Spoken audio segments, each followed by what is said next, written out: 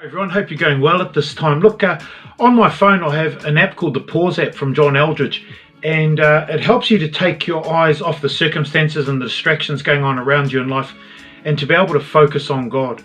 And it begins by getting us to say, God, I give everyone and everything to you. I give everyone and everything to you. And it challenges you to let go and let God, let God be God. And it reminds me of the popular version of Reinhold Niebuhr's Serenity Prayer. God grant me the serenity to accept the things I cannot change, the courage to change the things I can, and the wisdom to know the difference. And there are things that I cannot change. They are in the hands of God. And it's easy to trust when the sun is out and the larder is full.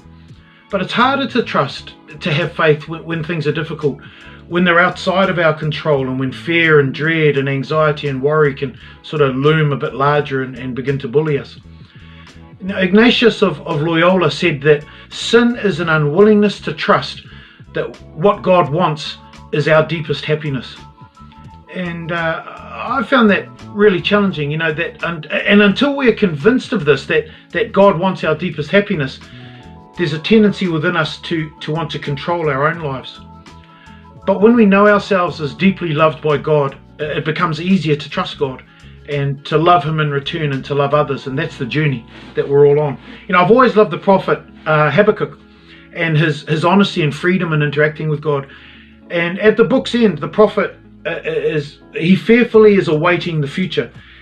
And yet after he's poured out his concerns and challenges before God, he finishes with this tremendous statement of faith in Habakkuk chapter 3. He says, even though the fig trees have no blossoms and there are no grapes on the vines, even though the olive crop fails and the field lies empty and barren, even though the flocks die in the fields and the cattle barns are empty, yet I will rejoice in the Lord. I will be joyful in the God of my salvation.